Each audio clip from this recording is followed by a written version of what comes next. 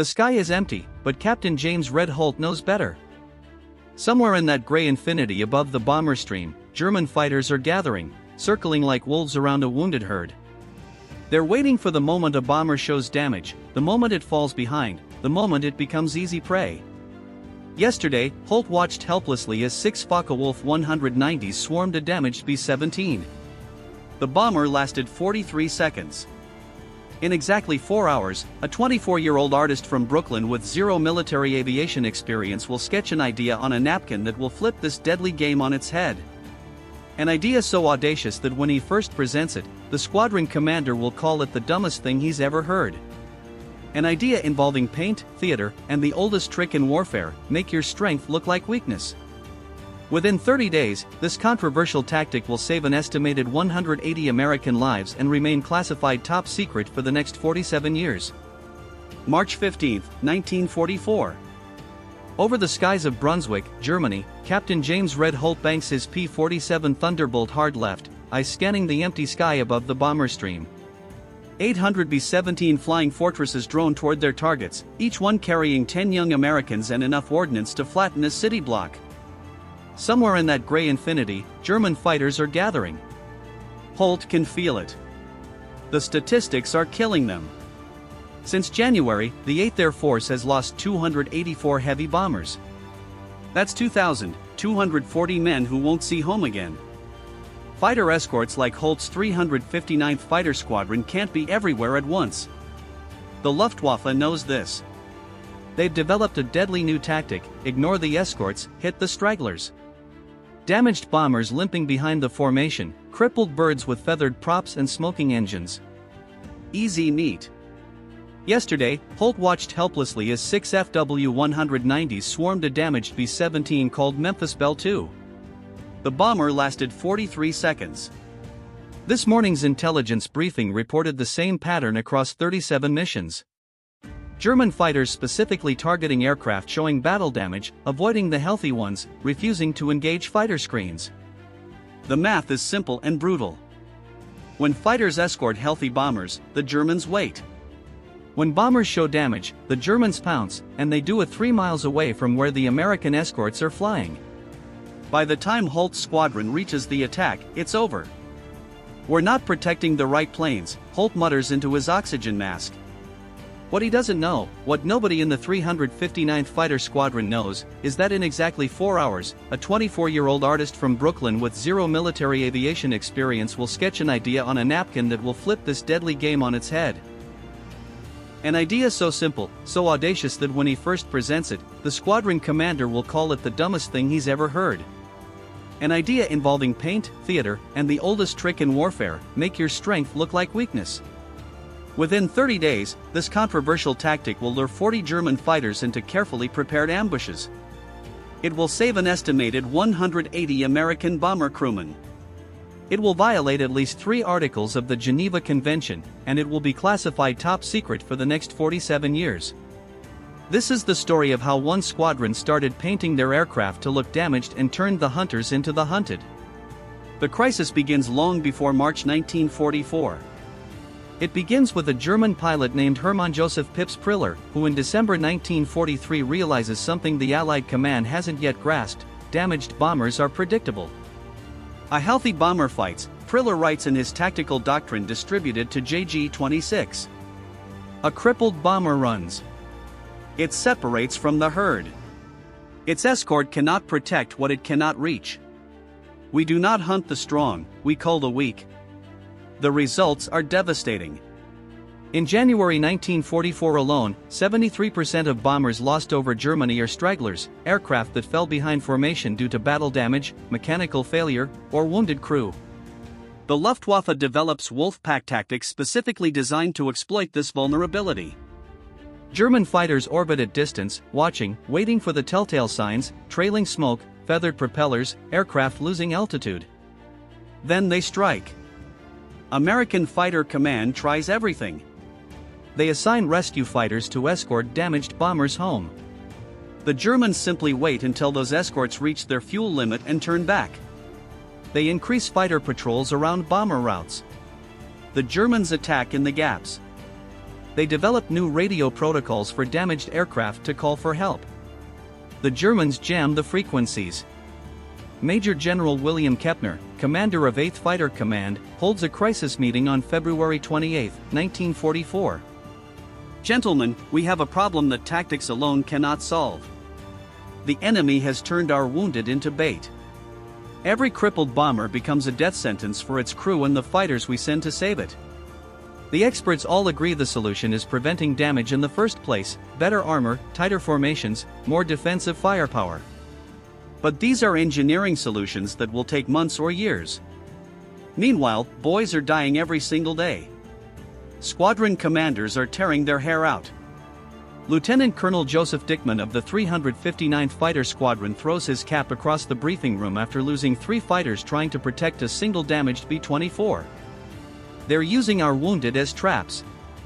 We see a limping bomber, we rush to help, and suddenly we're outnumbered 4-1 with our fuel halfway gone. It's brilliant. It's ruthless.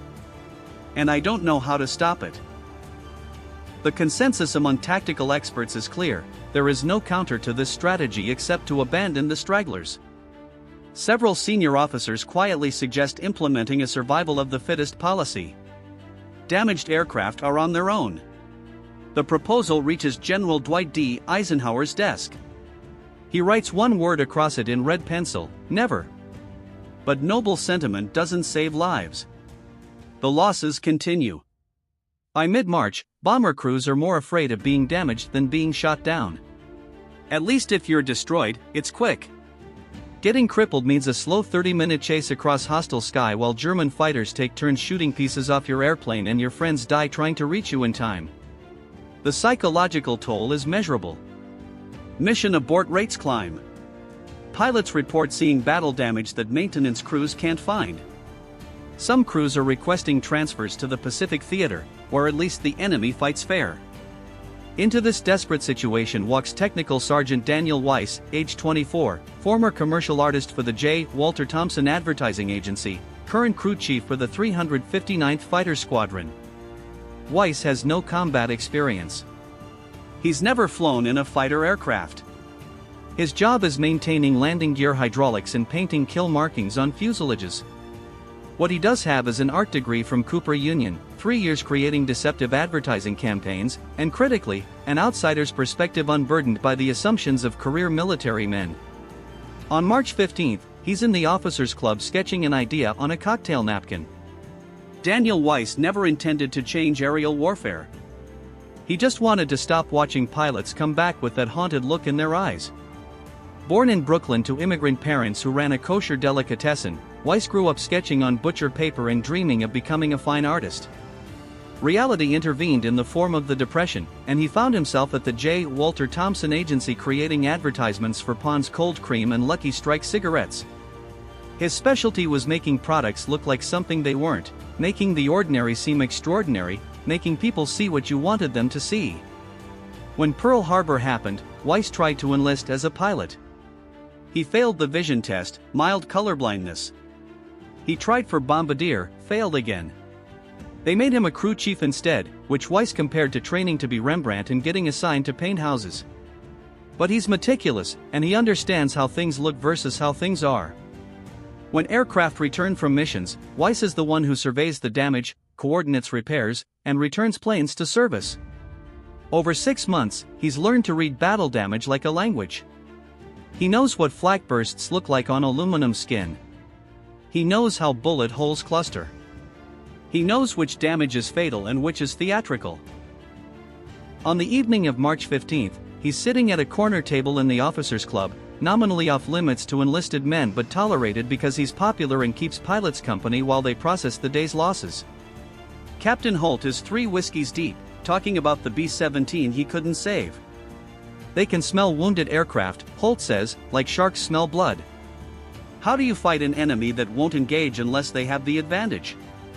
Weiss is half listening, sketching on a napkin, an old nervous habit. He's drawing a P-47, but he's adding theatrical battle damage, smoke trails from the engine that don't quite look real, bullet holes that are too symmetrical. It's a caricature, a cartoon of damage. Then his pencil stops. He stares at the napkin, at the fake damage he's drawn. What if we make them think they have the advantage? Weiss says quietly. Holt doesn't hear him. Weiss says it louder. Captain, what if we make them think they have the advantage? Holt looks up, annoyed. The hell are you talking about, Sergeant? Weiss slides the napkin across the table. Your P-47, flying escort, but painted to look damaged.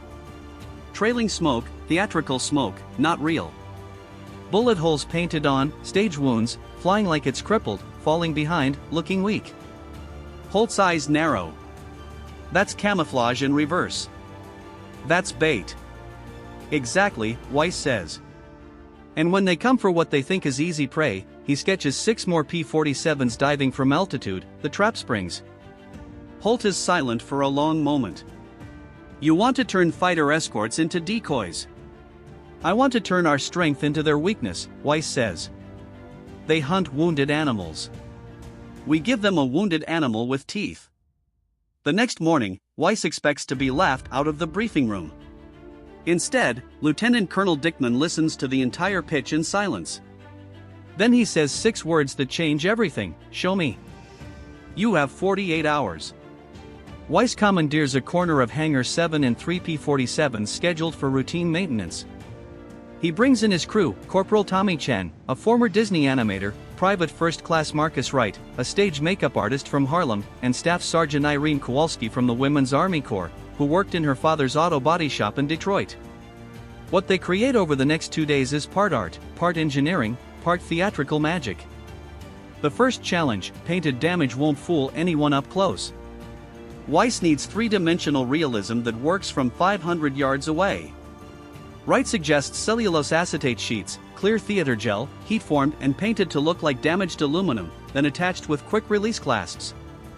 From a distance, they're indistinguishable from real battle damage. Up close, they pop off in seconds. The second challenge, smoke trails. Real engine damage produces thick black smoke. Weiss reverse engineers German smoke generator systems from a captured Bf-109, creating a belly-mounted canister that produces theatrical smoke on command, white or black, controllable from the cockpit. The smoke looks wrong to a trained mechanic but perfect to a fighter pilot at 3,000 yards deciding whether to attack. The third challenge, selling the illusion through behavior. A damaged aircraft doesn't just look different, it flies different. Weiss creates a performance checklist: reduce speed by 40 miles per hour, lose altitude gradually, feather one prop occasionally, fly slightly off trim. Captain Holt practices the technique, flying a perfect imitation of a crippled aircraft while maintaining full combat capability. On March 17, they present all 3 modified P-47s to Lieutenant Colonel Dickman. He walks around them, studying every detail. He touches the fake damaged panels. He watches the smoke generators cycle. He says nothing. Finally, this violates the laws of war. False flag operations, flying under false pretenses. We're not changing our markings, Weiss interrupts, then remembers rank. Sir, we're still clearly American aircraft. We're just exaggerating our condition. This is completely against doctrine, Dickman continues. Fighters are offensive weapons, not bait. Sir, with respect, Captain Holt says, the Germans made our bombers into bait. We're just returning the favor. Dickman is quiet for another long moment. Then he turns to his operations officer. How long to brief a full squadron on these performance techniques? 48 hours, sir. Do it. But nobody talks about this outside this hangar. Not to other squadrons, not to intelligence, not to God himself. If this works, we'll expand it. If it fails, he looks at Weiss, the sergeant here will spend the rest of the war painting latrine numbers. Weiss swallows hard. Understood, sir. One more thing, Dickman says. I want to fly lead in the first mission. Word leaks faster than classified secrets should. Within 72 hours, Colonel Hubert Zemke of the 56th Fighter Group hears about that crazy decoy scheme at the 359th. He drives over personally to see it. Zemke watches a demonstration flight. 3 damaged P-47s limp across the sky, smoking and wobbling. 8 more P-47s orbit at 15,000 feet, invisible from below. The decoys perform perfectly, wounded birds, irresistible targets. When they land, Zemke corners Lieutenant Colonel Dickman. Does 8th Fighter Command know about this? Not yet, because they'd shut it down immediately. That's my assessment too. Zemke considers this. He's the most successful fighter commander in the European theater, 17.75 confirmed kills, a legend who rewrote tactical doctrine. His opinion carries weight that can make or break careers. I want in, Zemke says. This is either genius or a court-martial. Either way, I want my group involved before headquarters buries it. March 20th, the demonstration that decides everything. Fighter Command sends Major General William Kepner and a staff of 12 officers to evaluate the program before authorizing or prohibiting its use. They gather in the briefing room at bottom. The room is packed: squadron commanders, intelligence officers, Army Air Force's legal staff, and one very nervous technical sergeant who's beginning to regret every life choice that led to this moment. Weiss presents the concept, the fake damage, the theatrical smoke, the flying performance, the ambush tactics. He uses words like deceptive engagement protocol and asymmetric response strategy because they sound more military than we're going to fool them with paint and trap them. The legal officer interrupts immediately. This constitutes perfidy under Article 23 of the Hague Convention. Using false signals of distress to lure the enemy is explicitly prohibited. We're not using distress signals, Weiss counters. We're not false flagging. We're using camouflage. Deceptive camouflage, but still camouflage.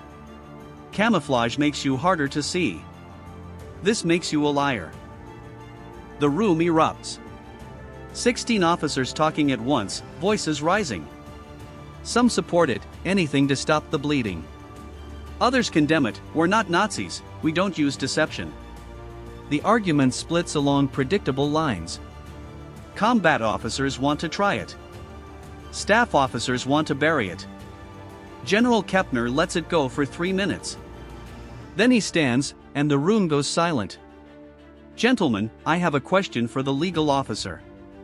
When the Germans developed tactics specifically targeting our damaged aircraft, did they violate any convention? No, sir. Targeting wounded is unsportsmanlike but not illegal.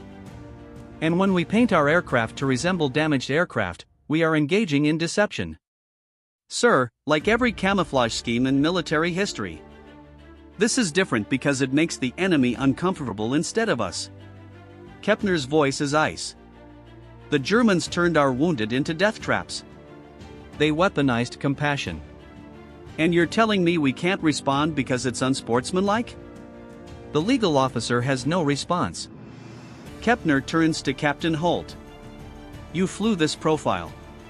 Can you maintain combat effectiveness? Yes, sir. Full defensive capability, full offensive capability.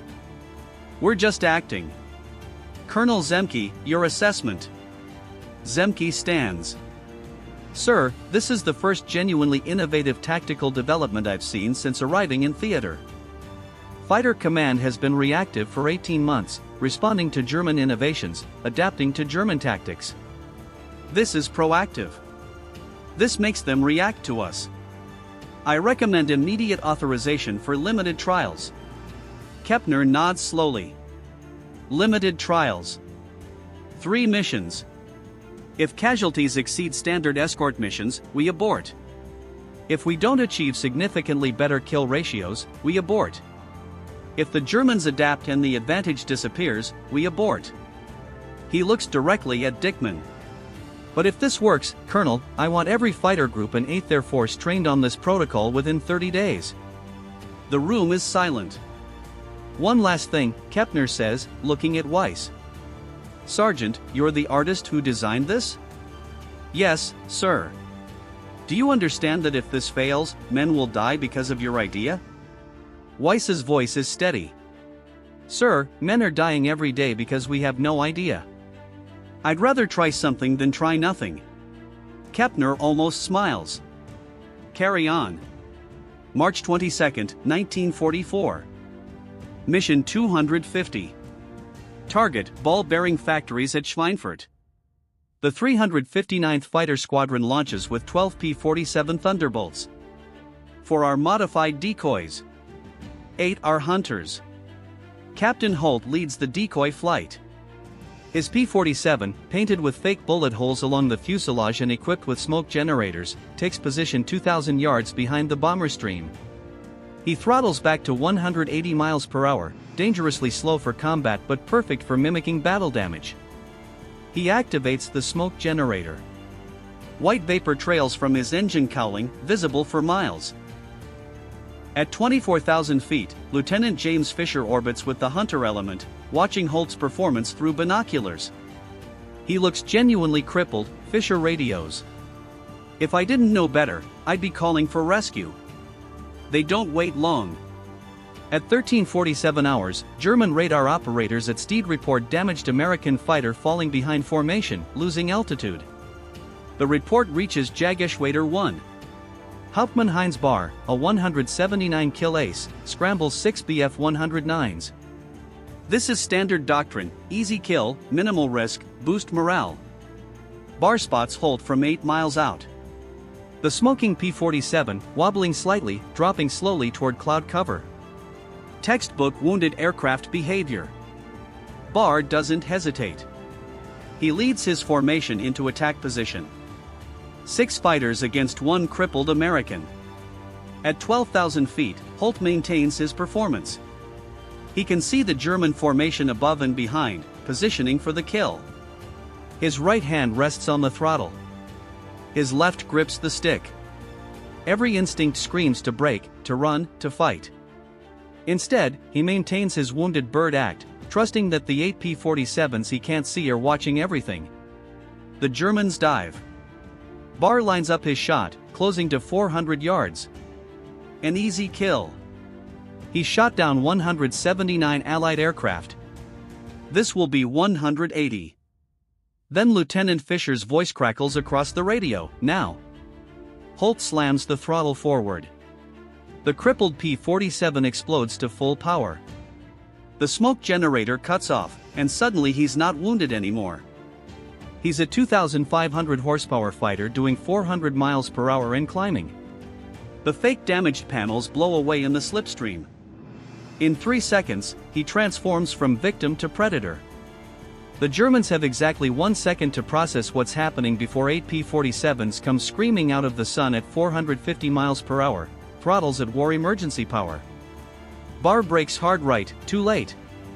Fisher's first burst catches his Bf-109 in the left wing, shredding control surfaces.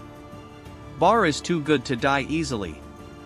He manages a controlled crash landing in a field near Osnabrück, but his wingman, Lieutenant Werner Schmidt, isn't lucky. 2 P-47s bracket him simultaneously. His fighter disintegrates. The ambush lasts 90 seconds. When it's over, 4 German fighters are destroyed, 1 damaged, 1 pilot dead, 3 captured, 2 escaped. American losses, 0. Not a single bullet hole in any P-47. The gun camera footage is studied for hours by intelligence officers who can't quite believe what they're seeing: a crippled aircraft that isn't crippled, an ambush in open sky, Germans flying directly into a trap they should have seen. Within 48 hours, Hauptmann Bahr is debriefed by Luftwaffe intelligence. His report is distributed to every fighter group in Germany, American fighters now employing deception tactics. Aircraft showing battle damage may be fully operational bait for ambush. Recommend extreme caution when engaging apparently damaged enemies. But the warning comes too late. The tactic is already spreading. March 24, 3 decoy missions over Bremen, 6 German fighters destroyed, 2 probables. American losses, 1 P-47 with minor flak damage. March 27, 2 decoy missions protecting B-24s to Mannheim, 8 German fighters destroyed. American losses, 0. March 29, massive coordinated operation, 6 squadrons now trained in decoy tactics, 12 decoy aircraft flying across the bomber stream. The Luftwaffe loses 17 fighters. American bomber losses are the lowest in 3 months. The data becomes impossible to ignore. Before decoy tactics, January to March 15, 1944, average bomber losses per mission, 5.2%, average fighter loss ratio, 1.3 to 1, German kills versus American, straggler survival rate, 27%. After decoy tactics, March 22 to April 15, 1944, average bomber losses per mission, 2.8%, fighter loss ratio, 4.7 to 1, American favor, straggler survival rate, 73%. The 359th Fighter Squadron alone claims 40 confirmed kills in 30 days, a rate that normally takes 6 months.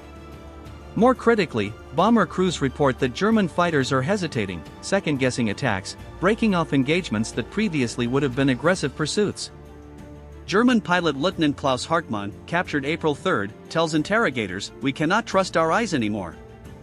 What looks weak may be strong. What looks wounded may be a trap. We are told to be aggressive, but how can we be aggressive when aggression leads to ambush? They have turned our tactics against us." The psychological impact matches the tactical success. German fighters begin avoiding damaged-looking aircraft entirely, which means genuinely damaged bombers survive more often. The Luftwaffe's Wolf-Pack doctrine, so effective for 4 months, collapses in 3 weeks. By April 15, every fighter group and 8th Fighter Command has at least one squadron trained in decoy operations. The tactical innovation spreads to 9th Air Force, then to the RAF, then to the Mediterranean theater. Maintenance crews become experts in applying theatrical damage that can be removed and reapplied between missions. And through it all, Technical Sergeant Daniel Weiss runs a classified workshop in Hangar 7, training crews in the art of deception, teaching them to make strength look like weakness, teaching them that sometimes the best camouflage isn't hiding, it's lying. The impact of this single innovation saved an estimated 180 bomber crewmen in just 30 days. The final statistics compiled after VE Day tell a story that tactical manuals will study for generations. Between March 22 and May 8, 1945, decoy-equipped squadrons achieved 247 confirmed kills with a loss ratio of 6.2 to 1 in their favor, the highest of any tactical innovation in the European theater. An estimated 890 bomber crewmen survived missions they statistically should not have, directly attributable to reduced German aggression caused by decoy tactics. But the human stories matter more than the statistics. Lieutenant Colonel Joseph Dickman, who authorized the first trial, retires as a brigadier general in 1963. In his unpublished memoir, he writes, "We spent years developing better armor, better guns, better engines." A sergeant with an art degree and a napkin beat all of that with paint and psychology. The best weapon is often the one the enemy doesn't expect. Captain James Red Holt flies the first decoy mission, then 47 more. He survives the war with 12 confirmed kills and a Distinguished Flying Cross. In 1987, speaking at the Air Force Museum, he says, "People ask if I was scared flying as bait. Brother, every mission was scary. But this one I had control. I wasn't hoping the Germans missed me. I was making sure they saw me. There's power in that." Hubert Zemke, the legendary commander who championed the tactic, calls it the most innovative use of psychological warfare I witnessed in combat.